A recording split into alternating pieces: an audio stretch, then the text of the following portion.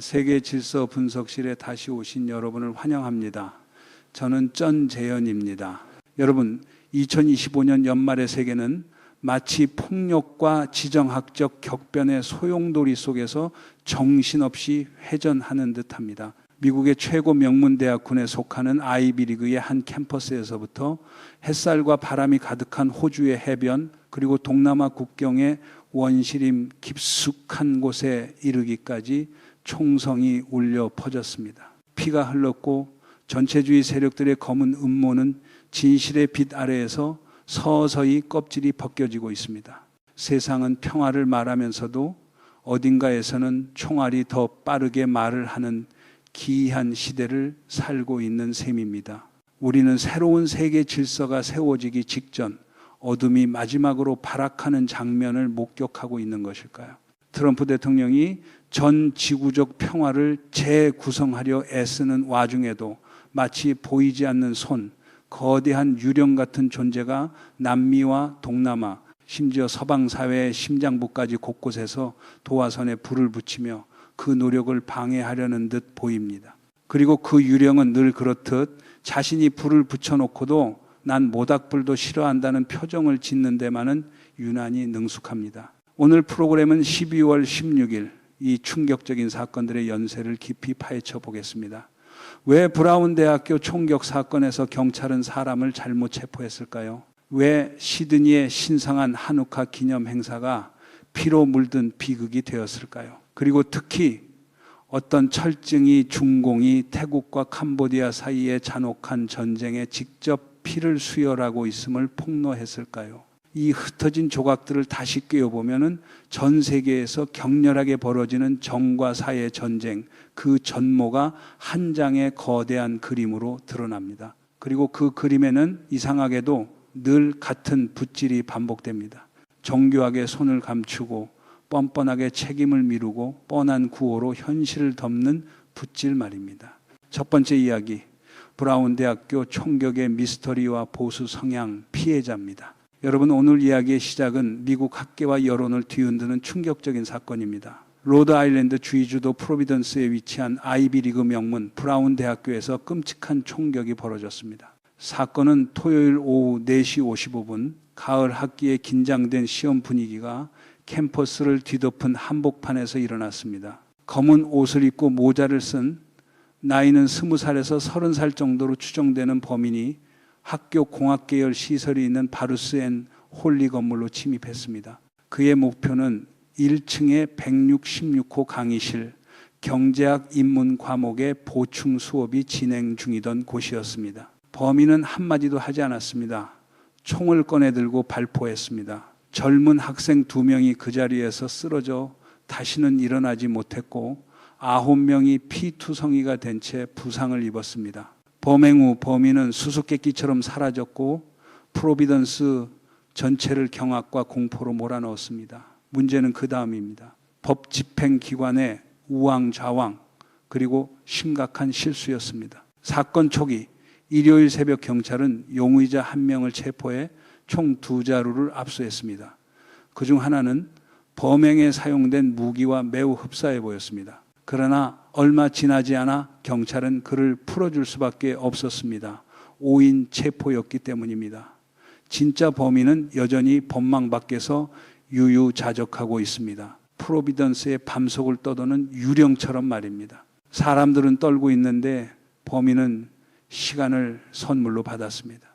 참으로 공공안전이란 이름의 어이없는 역설입니다. 그런데 여러분, 사람들을 더욱 소름 돋게 만든 핵심은 범인의 도주 자체가 아니라 첫 번째 피해자의 신원이었습니다.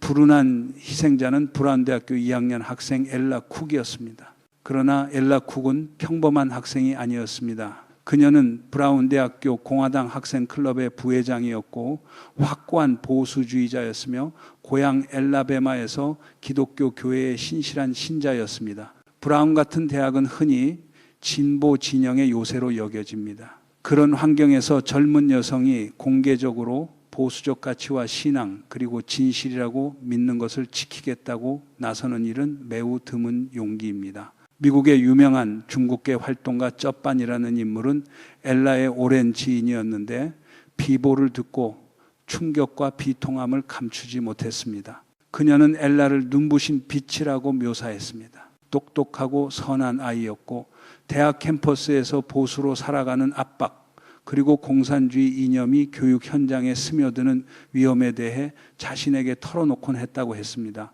그렇다면 질문이 남습니다. 이 사건은 우발적 총격일까요? 아니면 젊은 보수층을 겨냥한 표적 공격일까요? 왜 하필 경제학 보충 수업이었을까요? 그 수업은 유대인 교수의 강의였다고 합니다. 그리고 왜 첫 번째로 쓰러진 피해자가 공화당 계열 학생 리더였을까요? 우연이 너무 가지런히 정렬되어 있으면 사람들은 그것을 우연이라 부르기 어렵습니다. 미국은 극단적 이념 갈등으로 깊이 갈라져 있습니다. 보수 성향 인물들이 극좌 집단의 증오와 공격의 표적이 되는 일이 반복되는 가운데 엘라 쿡의 죽음은 단순 범죄 사건으로만 취급될 수 없습니다. 혹시 증오로 세뇌된 외로운 늑대들이 대학 강단 안에서 자유와 진실의 목소리를 꺼트리기 위해 움직이기 시작한 것은 아닐까요? 그리고 그 다음에는 또 한 번의 안전대책회의가 길게 열릴지 모릅니다. 보고서는 두꺼워지고 문장은 그럴듯해지고 그러나 정의는 늘 맨 마지막 줄에만 적히는 것처럼 말입니다. 프로비던스 경찰과 FBI는 범인을 쫓고 있습니다.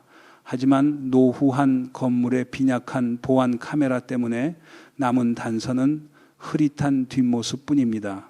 우리는 엘라 쿡의 영혼을 위해 기도하며 그녀의 희생이 헛되지 않도록 정의가 실현되기를 기다려야 합니다. 두 번째 이야기, 시드니 한욱 학살과 총기 통제 환상의 붕괴입니다. 미국을 떠나 남반구의 호주로 시선을 돌려보겠습니다. 시드니 동부의 유명한 본다이 해변에서 또 하나의 끔찍한 비극이 벌어져 서방 세계 전체를 뒤흔들었습니다. 일요일 오후 6시 45분 노을이 해변을 황금빛으로 물들이던 시간, 유대인 2,000명 이상이 하누카 빛의 축제를 기념하기 위해 모여 있었습니다. 하누카는 그들에게 가장 신성한 날들 중 하나입니다. 원래라면 기쁨과 나눔, 희망의 시간이었어야 했습니다. 그러나 어둠은 은색 SUV 한 대에서 내려왔습니다. 검은 그림자 둘, 부자였습니다. 아버지 사리스 아람, 나이 50살, 그리고 아들 라비드 아람, 나이 24살, 두 사람은 검은 옷을 입고 무기를 들고 있었습니다. 그들은 보행자 육교 위로 올라가 높은 위치를 선점하고 아래의 군중을 향해 광기처럼 난사했습니다. 총성이 축제의 공기를 찢었습니다. 웃음소리는 멈추었고 비명과 울음, 혼란이 모든 것을 삼켰습니다. 단 10분이 한 세기처럼 길게 늘어진 그 시간 동안 두 살인자는 본다. 이 해변을 피의 전장으로 바꾸어 놓았습니다. 결과는 참혹했습니다. 현장에서 12명이 즉사했고 병원에서 3명이 숨지며 사망자는 총 15명이 되었습니다. 부상자는 40명이 넘었습니다. 10살의 아이부터 87살의 노인까지 모두가 무차별 증오의 희생자가 되었습니다. 그 비극 속에서 한 줄기 용기가 번쩍였습니다. 과일 노점을 하던 엘 아남, 43살, 중동계로 알려진 그는 목숨을 아끼지 않고 뒤에서 접근해 테러범 한 명을 제압하고 그의 소총을 빼앗았습니다. 그 용감한 행동은 수많은 생명을 살렸지만 그는 곧 공범의 총에 중상을 입었습니다. 경찰은 마침내 도착해 아버지를 사살하고 아들을 생포했습니다. 그러나 이야기는 여기서 끝나지 않습니다. 이 사건은 서방 정부들이 애써 외면해온 두 가지 문제를 적나라하게 드러냈습니다. 말은 부드럽고 제도는 정교하지만 정작 시민의 피 앞에서는 늘 반박자 넣는 그 현대적 무능말입니다. 첫째, 엄격한 총기 통제 정책의 처참한 실패입니다. 호주는 세계적으로 총기 규제의 모범 사례로 자주 거론됩니다. 1996년 포트하우스 참사 이후 호주 정부는 시민의 총기 소유를 대폭 제한하며 절대적 안전을 약속했습니다. 그러나 현실은 정반대를 증명했습니다. 이번 사건의 아버지는 사냥 명목으로 10년 동안 합법적으로 총 6자루의 총을 소지해 왔습니다. 반면 본다이 해변에 선량한 시민들은 총구 앞에서 맨손이었습니다. 법을 지키는 시민들은 무장 해제된 양떼가 되었고 법을 비웃는 살인자는 무기를 들고 나타났습니다. 어떤 온라인 댓글은 냉소적으로 이렇게 말했습니다. 정부가 정말 잘한 것은 법을 지키는 시민들의 무기를 빼앗아 스스로를 지킬 능력을 없앤 것뿐이라고 말입니다. 그리고 이 아이러니는 늘 같은 방식으로 반복됩니다. 규정 준수라는 도장 찍힌 사람들만 손발이 묶이고 도장 따위 필요 없는 자들은 마음껏 난폭해집니다. 그날 현장에 몇 명의 시민이라도 자기 방어 수단을 갖추고 있었다면 그 비극은 10분이나 지속되었을까요? 둘째, 반유대주의의 위험한 부상과 극단주의의 이슬람의 침투입니다. 나비드 아람은 2019년부터 호주 정보기관의 조사 대상이었으며 시드니의 IS 관련 테러 조직과 밀접한 연계를 가진 정황이 있었다고 합니다. 그러나 예방 조치는 이루어지지 않았습니다. 이스라엘 외교당국은 반유대주의를 암에 비유하며 호주 정부가 그 병을 전이하도록 방치했다고 강하게 비판했습니다. 2023년 10월 7일 하마스의 공격 이후 호주에서는 반유대 시위가 1,500건 이상 벌어졌고 유대인을 겨냥한 폭력 사건이 2건 발생했습니다. 반면 이스라엘 지지 시위는 500건에 불과했고 대체로 평화적이었다라고 합니다. 앤서니 앨버니지 총리 정부의 느슨함과 다문화라는 이름의 방임이 증오가 자라날 환경을 만들었다는 비판이 뒤따릅니다. 지도자들이 관용을 말하며 아가페서 고개를 숙일 때 그 대가를 치르는 것은 무고한 시민의 피입니다. 세 번째 이야기, 동남아 전장의 화염과 베이징의 털난 손이 드러나는 순간입니다. 여러분, 서방이 총격으로 흔들리는 동안 동남아에서는 실제 재래식 전쟁이 태국과 캄보디아 국경을 따라 격렬하게 벌어지고 있습니다. 벌써 8일이 지났고 전선은 라오스 접경의 원시림부터 해안 지방까지 800km가 넘는 길이로 이어져 포성이 계속 울리고 있습니다. 최소 38명이 숨졌고 50만 명이 넘는 주민이 집을 떠나 피난했습니다. 이는 수십 년 만에 이 지역에서 벌어진 가장 심각한 군사 충돌입니다. 트럼프 대통령이 직접 중재하며 평화를 호소했지만 누군가가 불길에 기름을 붓고 있는 듯합니다. 태국은 눈이 뒤집힌 듯 멈추지 못하고 있습니다. 그 누군가는 누구일까요? 태국군이 압도적 전력, 10대 1의 우세, 그리고 동남아 최고 수준의 공군 지원으로 신속한 반격을 감행한 뒤 캄보디아군의 무기 창고를 확보하면서 답이 조금씩 드러나기 시작했습니다. 압수된 무기에는 GAM 102LA라는 표기가 있었습니다. 이는 중공의 방산 기술 기업이 생산한 최신 대전차 미사일로 알려져 있습니다. 미국의 유명한 제블린을 모방한 버전으로 여겨지지만 파괴력은 더 위협적이라고 설명됩니다.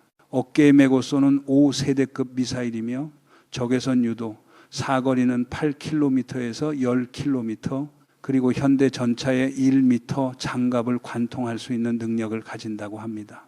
국방 예산이 제한적인 캄보디아가 왜 이런 고성능 살상 무기를 보유할 수 있을까요? 베이징이 조용히 그러나 철저히 무장시켰다는 의심이 짙습니다. 그리고 조용이라는 단어는 그들이 가장 사랑하는 단어 중 하나입니다. 조용히 밀어놓고 조용히 부인하고 조용히 다른 주제로 여론을 돌리는 거 말입니다. 더 충격적인 것은 태국의 정찰 UAV가 포착한 장면입니다. 전장에는 캄보디아 병력 옆에 정체불명의 인물들이 나타났고 제3국에서 온 자원자로 추정됩니다. 이들은 광섬유 케이블 방식의 UAV를 직접 운용하고 있었습니다. 이는 우크라이나 전장에서도 전자전 방해를 무력화하며 위력을 보인 기술로 알려져 있습니다. 이 UAV는 초박형 광섬유 케이블이 수킬로미터 길이로 늘어져 조종되며 일반적인 무선 교란의 사실상 면역에 가깝습니다. 캄보디아가 자체적으로 감당하기 어려운 기술이며 운용에는 높은 전문성이 필요합니다. 중공제 대전차 미사일, 중공제 다연장 로켓, 그리고 중공 자원자 의혹까지 이 모든 정황은 이 충돌의 본질을 드러냅니다. 이것은 단순한 국경 분쟁이 아닙니다. 중공이 캄보디아를 말처럼 내세운 대리전이며 동남아에서 트럼프 대통령과 미국의 평화 구상에 회방을 놓고 지역을 불안정하게 만들려는 시도입니다. 태국과 캄보디아 국경이 불타오를 때 가장 이득을 보는 자는 누구일까요? 트럼프 대통령이 평화 중재자로 성공하는 것을 가장 원치 않는 자는 누구일까요? 물을 흐려 낚시를 하고 무기를 팔고 군사적 영향력을 남쪽으로 확장하려는 자는 누구일까요? 답은 하나입니다. 중국 공산당입니다. 그리고 그들이 늘 그렇듯 손은 보이지 않겠는데 목소리는 가장 크게 나는 평화를 사랑한다라고 외칠 것입니다. 이스라엘 오함이라는 매체는 최근 중공 매체가 갑자기 캄보디아 전장에서 인도 무기의 효율성을 지켜 세우는 점을 지적했습니다. 이는 전형적인 양동작전, 손을 숨긴 채 시선을 돌리는 베이징식 여론 교란으로 보입니다. 비단 장막이 들리고 중공의 털난 손은 더 이상 숨을 곳이 없어 보입니다. 미국의 후원을 받는 태국은 이 대리전의 압력 속에서 버틸 수 있을까요? 트럼프 대통령은 동남아를 태우는 불길을 끄기 위해 어떤 반격을 준비할까요? 네 번째 이야기, 남미의 색 변화와 멀로 독트린의 부활입니다. 여러분, 이제 태평양을 건너 남미로 가보겠습니다. 남미는 전통적으로 미국의 뒷마당이라 불려왔지만 최근 수년간 사회주의 물결과 중공의 침투로 붉게 물들어 왔습니다. 그러나 바람이 바뀌었습니다.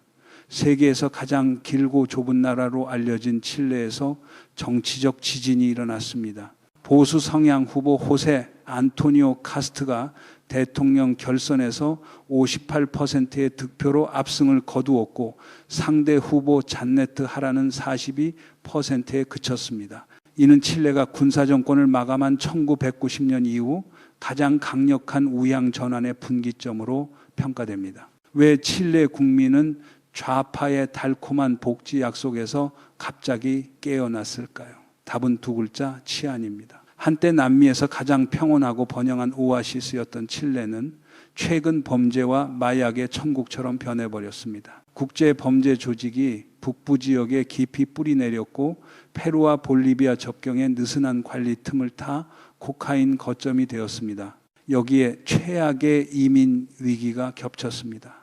베네수엘라에서 탈출한 사람들이 800만 명이 넘었고 그중 상당수가 칠레로 유입되며 사회 불안을 심화시켰습니다. 칠레 국민은 깨달았습니다. 평등구호는 범죄자의 칼날을 막아주지 못하고 복지 약속은 법과 질서를 대신할 수 없다는 사실을 말입니다. 그래서 카스트 같은 강경 치안 노선의 지도자를 선택했습니다. 시민은 화려한 연설보다 안전한 밤거리를 원합니다. 카스트의 승리 직후 미국 국무장관 마코 루비오는 축하 메시지를 보내 서반구의 공동 번영을 위한 협력을 강조했습니다. 이는 단순한 외교적 인사가 아니라 트럼프 시대 몰로 독트린의 강한 부활 신호로 해석됩니다. 과거 미국이 유럽을 우선하거나 아시아로 축을 옮기는 듯 보였던 시기와 달리 트럼프 대통령은 남미 뒷마당의 안전을 외교 최우선 순위로 명확히 설정했다는 것입니다. 지난 1년 동안 남미에서는 도미노처럼 변화가 이어졌습니다. 에콰도르의 노선 변화, 엘살바도르의 우향 이동, 아르헨티나의 부상, 볼리비아와 온두라스의 변화 조짐, 그리고 칠레는 6번째 보수 진영의 승리로 거론됩니다. 이는 남미에서 중공의 야심의 치명타가 됩니다. 베이징은 막대한 돈을 쏟아 좌파 정부들을 매수하고 항만과 인프라를 구축하며 미국을 집 앞에서 포위하려 했습니다. 그러나 이제 붉은 성벽은 큰 조각으로 무너지고 있습니다. 무너진 뒤에야 드러나는 것은 그 벽돌 사이에 끼워 넣은 수많은 약속과 대출과 조건입니다. 5번째 이야기, 지미라이 양심의 사형수와 중공을 향한 판결입니다. 여러분, 이제 한때 동방의 진주라 불리던 홍콩으로 돌아갑니다. 오늘 2025년 12월 15일 서구령 법원은 애플 데일리 창립자인 지미 라이징에게 3가지 혐의를 인정했습니다. 그중 2가지는 외국 세력과의 공모 혐의, 1가지는 선동성 간행물 발행 혐의였습니다. 78세의 지미 라이가 백발을 한 채 차분한 얼굴로 피고석에 서 있고 아내와 아들이 방청석에서 조용히 지켜보는 모습은 홍콩의 자유가 얼마나 급격히 시들었는지를 상징하는 비극적 장면이 되었습니다. 그는 2020년 5월부터 구금되어 왔고 벌써 5해가 지났습니다. 무장한 것도 아닌 78세의 사업가가 홍콩 당국에 의해 마치 최악의 테러 수괴처럼 취급받았습니다. 2023년 말 법정 출두 때 그는 장갑차로 호송되었고 중무장한 경비가 둘러쌌습니다. 권력이 가장 겁먹을 때 가장 과장된 근육을 자랑하는 법입니다. 베이징이 왜 여든에 가까운 노인을 이렇게 두려워할까요? 지미 라이는 단순한 억만장자가 아니라 홍콩의 꿈을 상징하기 때문입니다. 12살의 가난한 소년이 홍콩으로 건너와 의류 공장에서 일하며 시작했고 결국 지오르다노라는 패션 제국과 넥스트 디지털이라는 미디어 그룹을 일구었으며 자산은 1.20억 달러를 넘는 것으로 알려졌습니다. 그러나 많은 재벌들이 재산을 지키기 위해 베이징 앞에 머리를 숙일 때 지미 라이는 가시밭길을 택했습니다. 1989년 천안문 사건 이후 그는 자신의 자산과 인생을 홍콩 민주주의의 방패로 쓰기로 결심했습니다. 그는 자유를 위해 감옥을 선택했고 자신을 품어준 도시를 버리지 않았습니다. 변호사 케빈 잼은 지미 라이의 삶이 홍콩 역사의 거울이라고 비유했습니다. 더 가디언은 그를 애플 데일리가 한 번도 두려워한 적 없는 탓에 베이징의 눈의 가시라고 불렀습니다. 이 판결은 전 세계적 분노를 불러왔습니다. 미국 의회의 중국 관련 위원회 CECC는 민주주의를 믿고 언론을 했다는 이유로 한 인간이 유죄가 된 현실을 고통스럽게 상기시키는 사건이라고 했습니다. 트럼프 대통령은 지난 10월 시진핑과의 회동에서 지미 라이 석방을 직접 요구했다고 전해집니다. 그러나 오늘의 판결은 베이징이 인류의 양심을 끝까지 거스르겠다는 의지를 드러낸 것처럼 보입니다. 지미 라이를 가둔다고 자유의 불꽃이 꺼지는 것이 아니라 오히려 그는 아시아의 넬슨 만델라 같은 상징으로 남을 가능성이 큽니다. 6번째 이야기, 캘리포니아. 황금의 꿈이 빚의 악몽으로 변하는 순간입니다. 마지막으로 미국 내로 돌아가 골든 스테이트 캘리포니아에서 벌어지는 역설을 보겠습니다. 실리콘밸리와 할리우드를 품고 미국에서 억만장자가 가장 많은 부의 상징이었던 캘리포니아가 이제는 최대 채무자로 변해가고 있습니다. 캘리포니아주 입법분석국은 폭탄 같은 전망을 내놓았습니다. 캘리포니아는 2016 회계 연도에 약 18억 달러의 재정 적자에 직면할 것으로 예상됩니다. 더 심각한 것은 구조적 적자라는 점입니다. 이는 일시적 구멍이 아니라 계속 깊어지는 구멍입니다. 적자는 2027년에 25억 달러 수준으로 더 커질 것으로 전망됩니다. 보수 성향의 텍사스, 플로리다, 네바다 같은 주들이 흑자 재정 속에 자본과 인력을 빨아들이는 동안 캘리포니아는 돈과 인구가 빠져나가는 출혈을 겪고 있습니다. 왜 이런 붕괴가 일어났을까요? 극좌 성향 정책의 대가라는 비판이 제기됩니다. 과도한 복지 지출, 치솟는 세금, 기업 활동을 옥죄는 환경 규제, 그리고 상식보다 이념이 앞서는 운영 방식이 경제 기반을 갉아먹었다는 것입니다. 거대한 자금이 실효성이 의심되는 사업들로 흘러가고 중산층과 대기업은 붉은 주로 이주하며 발로 투표하고 있습니다. 구호는 종이 위에서 빛나지만 생활은 계산서 위에서 무너집니다. 캘리포니아의 이야기는 미국 전체에 주는 교훈입니다. 경제적 상식을 이념이 대체하고 지속 가능한 성장보다 정체성 정치가 우선이 될 때 금조차 빚으로 바뀔 수 있다는 사실입니다. 텍사스의 경제 자유 모델과 캘리포니아의 과잉 지출 모델 사이의 경주는 이미 사람들의 발걸음으로 결론을 말하고 있습니다. 여기서 여러분 한 가지를 더 직시해야 합니다. 우크라이나 전장이라는 비극은 먼 나라의 이야기가 아닙니다. 어떤 제국은 특별이라는 단어로 침략을 포장하고 어떤 선전은 해방이라는 단어로 도시를 폐허로 만듭니다. 러시아와 우크라이나의 전쟁이 보여준 것은 총알은 국경을 넘어튀고 거짓말은 위성을 타고 전 세계로 퍼진다는 사실입니다.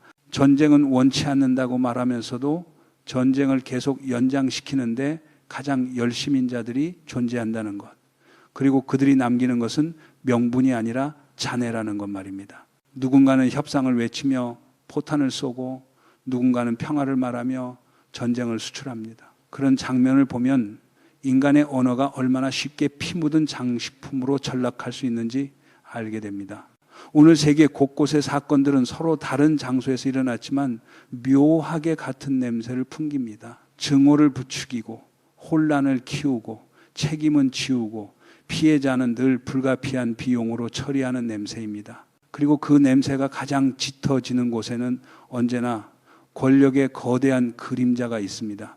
이상으로 오늘 세계 질서 분석실의 방송을 마치겠습니다. 세계 질서 분석실은 여러분의 소중한 댓글을 늘 기다립니다.